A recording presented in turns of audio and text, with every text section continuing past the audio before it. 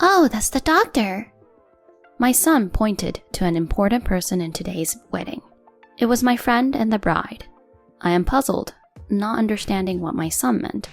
People around me reacted curiously. I asked my son why. Well, what are you talking about? She's a friend of Mommy's. She's not a doctor. Oh, she isn't? But the other day... What? Did you see her somewhere? Yeah, I saw her. You know... My son begins to tell me unexpected truths, one after another with an innocent smile on his face. When I finished listening to all of them, I was stunned and made up my mind. I'm going to ruin this wedding. My name is Millie, 32 years old. I live with my husband, Francis, and our son, Sean. Sean is almost 5 years old. Recently, he has been teaching me a lot of word games that he learned at preschool. You know, Mom, I played superheroes with my friends today. Superheroes? That sounds fun. It was so much fun. I played the blue superhero, and red, and green, and... Isn't that great? You're learning about colors now? Yes, and when you put together red and blue, you get purple. That's what the teacher taught me. He did? You're so awesome, Sean. My son's innocent smile makes me feel relaxed. I was so happy to spend my days with my loving husband and my adorable son. But recently something has been bothering me. It is my relationship with my husband, Francis. We do not have big fights or arguments. It is just that there's something strange about the way my husband talks and acts. The reason for this goes back to about a year ago.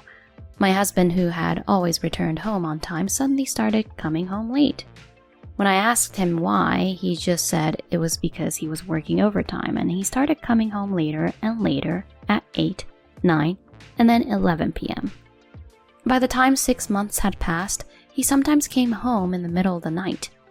As these days continued, he inevitably spent less and less time with our son. Seeing Sean's sadness on a regular basis, I told my husband about it one night. Hey, Francis. Aren't you coming home too late these days? Sean misses you a lot. What's the use of saying that? I'm working late. But do you have to work overtime every day? You used to come home on time. I didn't tell you, but I've been assigned to a busy department. Oh, is that so? Looking back, my husband started working overtime in April. The department changed at the same time and became busier. It certainly makes sense, but that doesn't mean he has to work overtime this late every night. I wonder if it's legal. I thought it was indeed too much, so I complained to him. Even so, it's too much work. You know how some days you have to go to work on weekends and holidays? That's just the way it is. Because the new guy's useless. I have to get another employee to do my job. But lately you haven't been around Sean at all. The three of us don't go out or hang out at home. So... I'm busy, so what can I do? You get to go home on time, so you can play with Sean. I know. Of course I do. But Sean wants to be with you too. My husband sighed, looking annoyed. I was at a loss for words, so he stared at me and said, You know, like your lax company, ours is very busy. You don't even know what we do, so don't be so selfish. No, I just wanted you to make some time for Sean. What? Are you trying to force me to do something I don't want to do? You're a pain in the butt. You don't want to take care of Sean, do you? I didn't mean to. Okay. One of these days when I have a weekend off, I'll take care of Sean for a day. Is that good enough? Alright. I stopped talking to him because I knew that talking anymore was not going to help. Sure enough, my husband was irritated all the time, drinking beer, mumbling, and looking at his phone. I couldn't stand the atmosphere and went to the bedroom alone without saying goodnight to him. About 6 months have passed since then. My relationship with my husband is as bad as ever, and we talk less and less these days. And recently something has been bothering me even more. When my husband comes home, I could smell some perfume. Maybe it has been like that for a long time. It was only recently that I noticed it. but it was triggered by a comment from my son. My husband happened to come home earlier than usual that day. "Welcome home, Daddy." My son ran up to him with a smile, and my husband smiled kindly at him. He patted his little head and opened his mouth happily. "I'm home, Sean. Did you have a good time at the daycare center today?" "Yeah, we all played tag today." "I see." "I'm fast, just like you, Dad. I didn't become it even once." "That's great. Want to play tag with me sometime?" "Yes, I'll try my best to beat you." The conversation is so peaceful that it makes me smile too. It's been a while since I've seen Sean talk with such sparkling eyes. After putting my son to bed, I checked the mailbox, which I had forgotten to do. There was a wedding invitation inside. It was from Lucille, a mutual friend of ours. "Hey, Francis, it's from Lucille. She's getting married to that guy." "Really? Oh, that's great, right?" Lucille and I went to middle school and high school together. She was also a classmate of my husband's in college. They were in the same department, so they are also friends.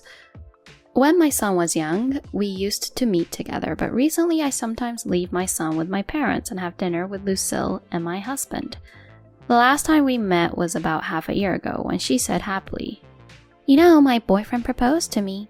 I'll invite you to my wedding and I hope you both will come." "Oh, he proposed? That's great. Congratulations, Lucille." "Thank you. I'll let you know how it goes." "Is this the guy you've been dating since college?" "That's right. He's friends with Francis too, so you guys will definitely come to the wedding, right?" "Of course."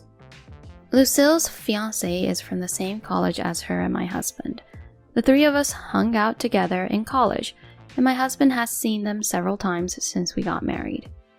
I had my reservations about him hanging out with a woman, but Lucille is a friend of mine. I trusted her on this point, so I did not feel uneasy about it and could tolerate it. I received an invitation from Lucille, the bride, and my husband received an invitation from the groom. We confirmed our attendance and made plans to prepare. With Lucille's wedding just 2 weeks away, I realized I had nothing to wear. I wanted to see the clothes in the store before buying them online, but it was difficult to try on clothes without my son in tow. So I asked my husband about it, and he said yes. "I don't mind. I can stay home and take care of Sean. Can we do it this Sunday?" "Oh, you mean it's okay?" "Well, I can work on my day off for just a day or so. Besides, Sean takes a nap in the afternoon anyway." "Yeah, he usually sleeps about 2 hours during the day." "Then it's okay. I'll stay home and rest in the meantime." "Thank you. I'm sorry I asked on such short notice." I feel strangely uncomfortable with my husband's unusual kindness, but I couldn't ask him any more because I was afraid we might argue again if I got too deep into it. On the weekend, I left my son with my husband and went to a department store alone. I tried on several dresses and was able to buy a party dress that I liked. Moreover, I had $1,000 that my husband handed me that day. I could spend it on dinner, at the beauty parlor, or whatever I wanted. I was surprised to hear him say such a thing suddenly, but he forced me to hold the bill, saying it was okay no matter how many times I refused. I accepted it gratefully at the time, but I still felt uncomfortable spending it. I guess my husband meant nothing else but to tell me to take it easy. Taking advantage of his kindness, I had a leisurely lunch and enjoyed window shopping. When I came home, my son had finished his usual flow and was playing a game with my husband. My husband was also unusually active with my son throughout the day, even tucking him in for bed. Peace had finally returned to our home. Or so I thought. I had no idea that something like that would happen on Lucille's wedding day. A few weeks later, on the day of the wedding, I took my husband and son to the wedding hall. My son was a little nervous because it was his first time to attend a wedding ceremony. Hey, Mom, isn't a wedding amazing? Isn't it sparkly?" "That's right. This is how Mom and Dad had their ceremony." "Wow, that's great. Can I do it someday?" "Sure, you'll be happy with the right person." "Yeah." Who will my son marry in the future? Thinking of this, we went through the reception desk. After the conductor finished the ceremony, we moved to the garden where beautiful flowers were in full bloom. Many of my college friends had come to the ceremony, and my husband was chatting with many of them. I was sitting on a bench nearby with my son, taking some food. Then Lucille came in, dressed for her wedding. "Millie, thank you for coming today." "Lucille, you look so beautiful. You look great in your wedding dress." "Thank you. I really wanted to wear this dress, and it was way out of my budget, but I asked my husband to get it for me." "Your husband is so kind. You're so selfish, aren't you?" "Millie." "I'm sorry, I'm kidding." We laughed as if we were students again. That's when my son pointed at Lucille and said, "Oh." "Sean, what's wrong?" "It's the doctor." "The doctor?"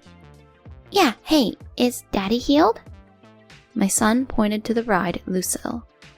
I was puzzled because I didn't understand what he meant. People around me also reacted curiously. I asked him why. "Sean, what are you talking about? She's a friend of Mommy's. She's not a doctor." "She's not? But the other day..." "You've seen her before?" "Yeah, I saw her. You know, she was fixing him up at home." "At home?" My son smiled innocently and nodded his head. All the guests around us listened to him. Only Lucille looked pale. Then my husband came in. "What's wrong?" Lucille started talking as the groom and her other friends gathered around. "Hey, Sean, have you eaten the dessert over there? It's delicious." "Hey, doctor, is Daddy better?" "What? What are you talking about? I'm not a doctor." "No? You took off your clothes and slept with him at home." The guests in the room start to get upset at my son's words. I turned to my husband and he looked away from me.